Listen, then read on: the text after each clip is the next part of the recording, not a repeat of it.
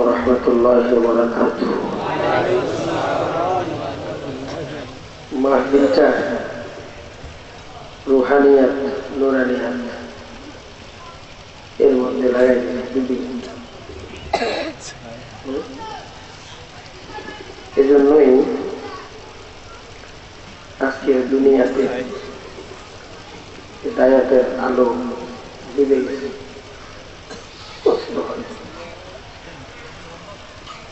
আল্লাহ রহমত করো। গুনার বার তোমরা নিবা, আমি এটার পক্ষে না।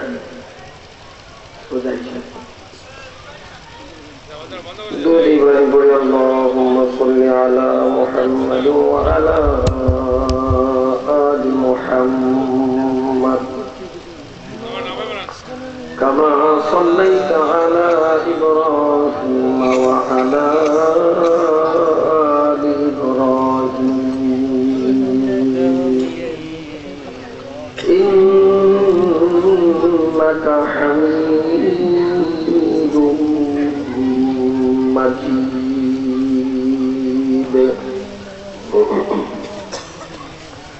اللهم بارك على محمد وعلى آل محمد كما باركت على إبراهيم وعلى آل إبراهيم إنك حميد مجيد. الحمد لله الحمد لله وكفى وسلام على عباده الذين اصطفى.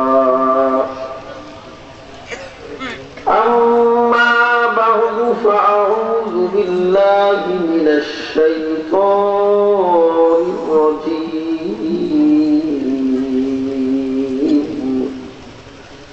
بسم الله الرحمن الرحيم. وقرن في بيوتكن ولا تبرجن تبرج الجاهلية الأولى. صدق الله العظيم. কয়েকবার আল্লাহ পাকে জিকির করে লা ইলাহা ইল্লাল্লাহ লা ইলাহা ইল্লাল্লাহ লা ইলাহা ইল্লাল্লাহ লা ইলাহা ইল্লাল্লাহ লা ইলাহা ইল্লাল্লাহ মুহাম্মাদুর রাসূলুল্লাহ সাল্লাল্লাহু আলাইহি ওয়াসাল্লাম। মুআজ্জাজ মুহতারাম ওয়াজিবুল ইহতিরাম সম্মানিত হযরত উলামা ইকরাম, বিশেষ করে আজকের এই মাহফিলের মধ্যমণি মুহতারাম সভাপতি সাহেব, সম্মানিত মুরব্বিয়ানে আযম, পর্দার আড়ালে যারা শুনছেন সম্মানিত শ্রদ্ধেয় মা ও বোনেরা,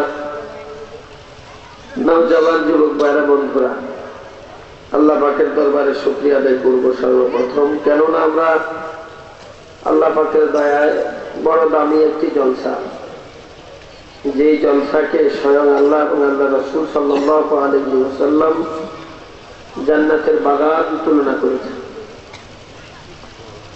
কিছু সময় জান্নাতের বাগানে আমরা বসতে পারলাম, এই সৌভাগ্য আল্লাহ আমাদেরকে দান করেছেন। শুকরিয়া আদায় করি আলহামদুলিল্লাহ। নসিহত এ পর্যন্ত ঈমান এবং আমলের জন্য যতটুকু হয়েছে আলহামদুলিল্লাহ, আলহামদুলিল্লাহ যথেষ্ট হয়েছে। ব্যতিক্রম একটি পথে আপনাদেরকে নিয়ে দুটি কথা বলার ইচ্ছা আছে। কর্তৃপক্ষেরও নির্দেশ, পর্দা বিধান। পর্দা এমন একটি বিধান বিধানের উপর নির্ভর করে সুশীল সমাজ গঠন করা। পর্দা মহা গুরুত্ব ব্যাপার। মনে মনে প্রশ্ন আসতে পারে যে হুজুর, পর্দা তো মহিলাদের সাথে খাস, আমরা এখানে যারা আসছি আমরা তো মহিলা না, আমরা তো পুরুষ মানুষ, তো আমাদেরকে পর্দার ওয়াজ করে কি লাভ? এই চিন্তাটা সম্পূর্ণ ভুল। পর্দার ওয়াজ মহিলাদের তুলনায় পুরুষের বেশি শোনা দরকার। কেননা বেপর্দার গুনায় যে ক্ষতিটা হয়, আমার কথা বুঝতে কি আপনাদের কষ্ট হইতেছে? বেশি রাত করবো না। প্রথম দিন 1, 2 নম্বর, আপনারা হয়তো জানেন যে সমস্ত ওলামা একরাম আসছেন, আলহামদুলিল্লাহ বেশিরভাগই সর্বনয় বিশ্বে হুজুরকে ভালোবাসে, ঠিক নেই? আমার মনে হয় সর্বনয় বিশ্বে হুজুরকে যে সমস্ত মেহমানরা ভালোবাসে, ওনারা বেশি রাত মাহফিল করাকে পছন্দ করে না এবং মুসলিমেরও খেলাফ। সারি রাত মাহফিল করলে যে নামাজ কায়েমের জন্য মাহফিল, সেটাই তো বেগাত হয়। এজন্য লম্বা সময় করব না, শুধু মৌলিক বিষয়টা আমরা বুঝে নেব। আপনাদেরকে ডাকা এবং আমাদেরকে ডাকা, এটা একটা সিদ্ধান্তে যাওয়া। সেই সিদ্ধান্ত কিসের? কোন রাজনৈতিক সিদ্ধান্ত নয়, আল্লাহ পাককে পাওয়ার জন্য কিছু সিদ্ধান্ত। ঠিক না বেঠিক? বলছিলাম বেপর্দার গুনায় যে ক্ষতিটা মানুষের হয়, ওই ক্ষতির মধ্যে নারীর তুলনায় পুরুষের ক্ষতি বেশি হয়। তার ক্ষতি বেশি। একজন নারী যদি বেপর্দার গুনায় আল্লাহর জাহান্নামী হয়, একজন নারী যদি বেপর্দার গুনায় আল্লাহর জাহান্নামের কাঠগড়ায় আটকিয়া যায়, ওই একটা নারী জাহান্নামী হওয়ার কারণে 4 জন পুরুষ আল্লাহর জাহান্নামী হইয়া যায়। কয়জন? একজন নারীর কারণে 4 জন জাহান্নামী পুরুষ। প্রথম নম্বর জাহান্নামী পুরুষ হলো ওই নারীর বাবা। কে বলেন? 1 নম্বর আসামি হলো বাবা। 2 নম্বর আসামি হলো বড় ভাই। কে? 2 নম্বর আসামি হলো বড় ভাই। 3 নম্বর আসামি হলো স্বামী। 4 নম্বর আসামি হলো নিজের পেটের ছেলে সন্তান। একজন নারী বেপর্দার গুনাহ হওয়ার কারণে, একজন নারী বেপর্দার গুনায় আল্লাহর জাহান্নামের আসামি হওয়ার কারণে মাওলা পাকের আদালতে 4 জন পুরুষ জাহান্নামের আসামি হইয়া যায়। কয়জন? তাহলে এবার বলেন, জাহান্নামী যেহেতু পুরুষ বেশি, একজন নারী শুধু জাহান্নামী। বেপর্দার ওয়াজটা পুরুষের দরকার না মহিলার দরকার? ক্ষতিটা কার বেশি? পুরুষের ক্ষতি বেশি, পুরুষের জন্য বেশি যন্ত্রণা। 1 নম্বর আসামি হয় তার বাবাকে। মহিলা আল্লাহর দরবারে দাঁড়িয়ে বলে, রব্বে কারীম রহিম,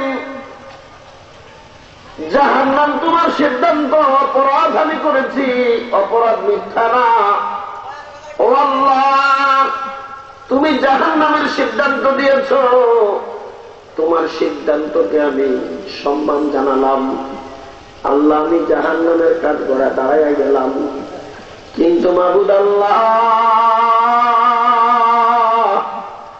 আমি যে জাহান্নামী হইলাম, আমার বাবার কাছে আমি যখন ছোট্ট ছিলাম, বয়স আমার 5 বছর, বয়স আমার 6 বছর, বয়স আমার 7 বছর, তখন আমি দুনিয়ার হিসাবে পর্দার গুরুত্ব আমি বুঝি নাই। ঠিক না বেঠিক? আমার বাবা ওই সময় থেকে আমাকে পর্দার তালিম দেয় নাই। বাবা যদি আমাকে পর্দার তালিম দিত, বাবা যদি আমাকে পর্দার গুরুত্ব বুঝাইতো, পর্দার ক্ষতিটা যদি বাবা বুঝাইতো, নিঃসন্দেহে বড় হওয়ার পর আমি কোনোদিন বেপরদা হতাম না। ঠিক না বেঠি? আমার বাবার সামনে আমি 10 বছর পার করেছি, 12 বছর পার করেছি।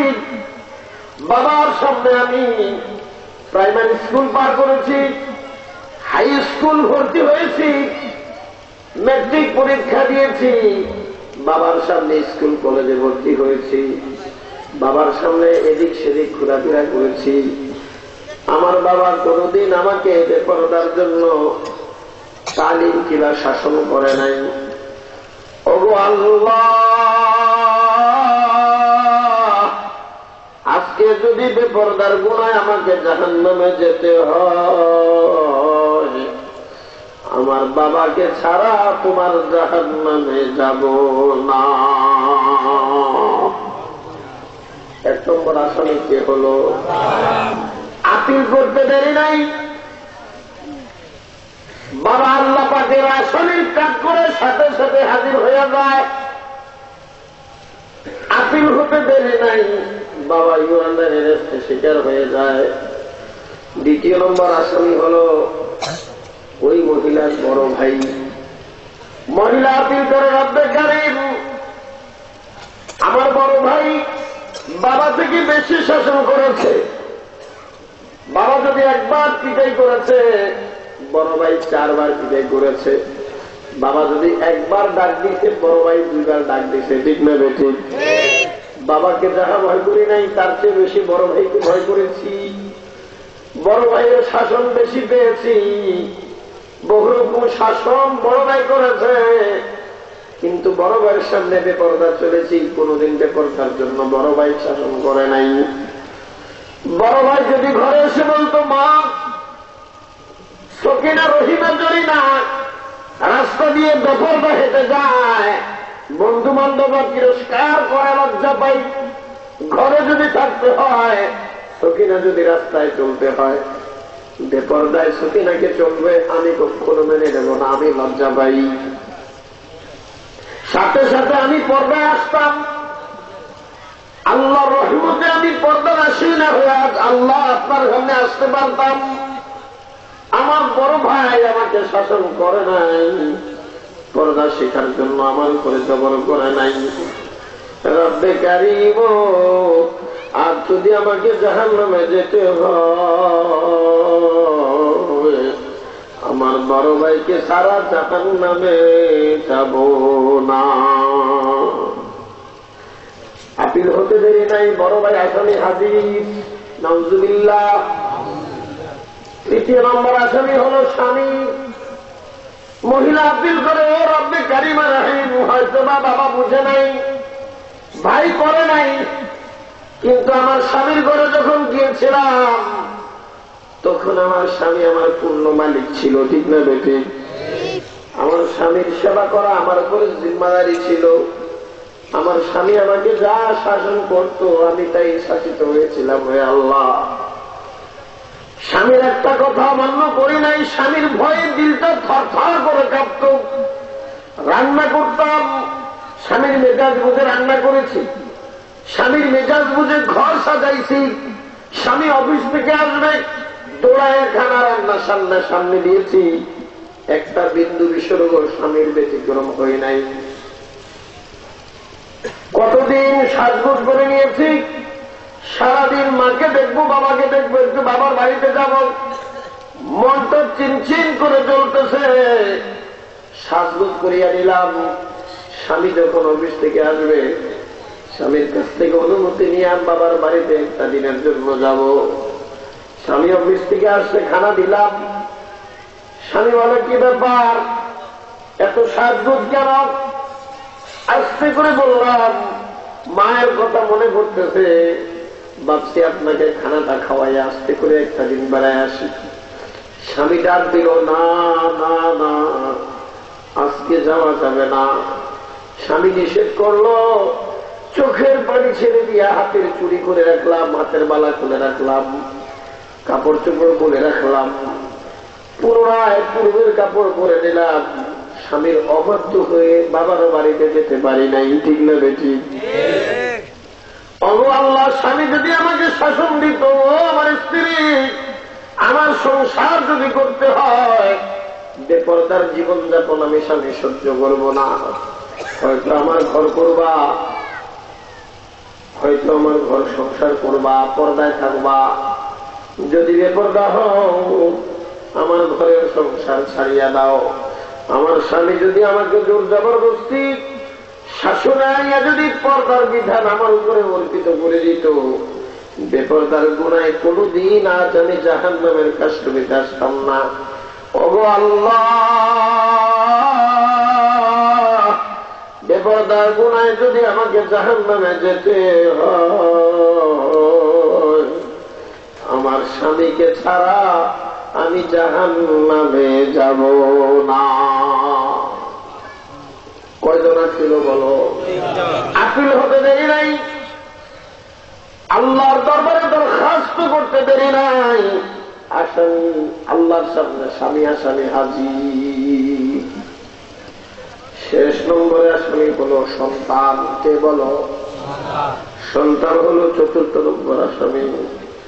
মা আল্লাহর সামনে আপিল করে, রব্বে কারীম, আমার পেটের সন্তান আমার জন্য কত সেবার ব্যবস্থা করেছে, কত রকম যত্ন নিয়েছে, আমার জন্য ঘরের মধ্যে এরকম ভাবে ভাঙা ঘর পাকা করে মাথার মধ্যে ফ্যান লাগাইয়া রকমারি খাবারের আয়োজন, যখনই বাজার থেকে আসতো, ঢাকা থেকে আসতো, ফল ফলাদি নিয়া রকমারি সেবা যত্নের ব্যবস্থা, দুধ দুধ করিয়া দিয়া যায়। মা নিয়মিত দুধ খাইবা, মাগো ওষুধ খাইবা, ডাক্তার ঠিক করে দিলাম, ফার্মেসি ঠিক করে দিলাম, মুদি দোকান ঠিক করে দিলাম, চায়ের দোকান ঠিক করে দিলাম। দেয় না? বলেন না দেয়? প্রতিনিয়ত সংবাদ নিয়েছে, খবর নিয়েছে, মা কেমন আছো, ওষুধ খাইছনি, দুধ খাইছনি, ঘুম হইছেনি, শরীরের যত্ন নিছনি। কিন্তু আমি বেপরদার গুনায় জাহান্নামী হই।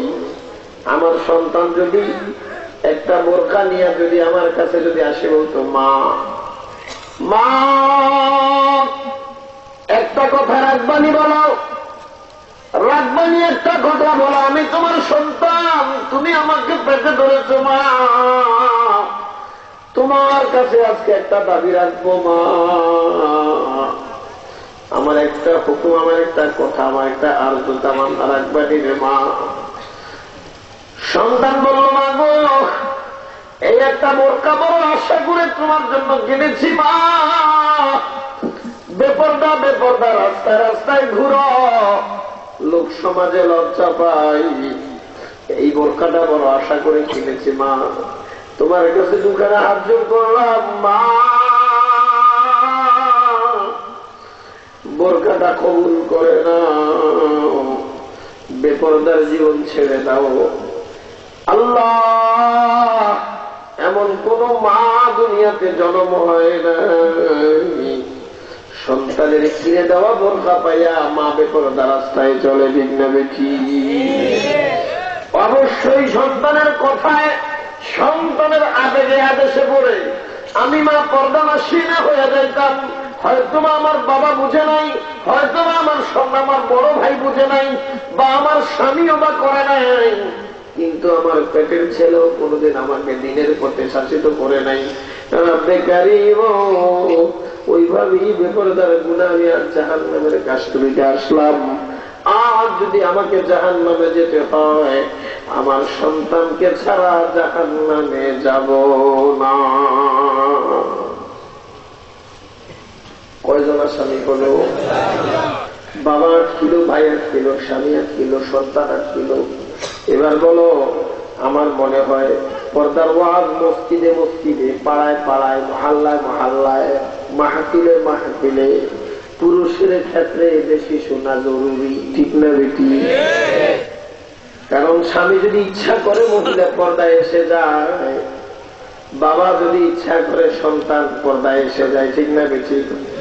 কিন্তু হুজুররা যদি বয়ান করতে করতে প্রতিদিন জিব্রাইল আমিন অবতরণ হইয়া প্রধান বক্তা হইয়া সারা রাত বয়ান করে ফজরের সূর্য উঠে যায়, প্রতিদিন জিব্রাইলের ওয়াজ হয়, আমার মনে হয় মেয়েদের পর্দা সমাধান হবে না যতক্ষণ না করে বাবা স্বামী ভাই সন্তান না চায়, ঠিক না বেটি? তাহলে পর্দার মজা কার হাতে?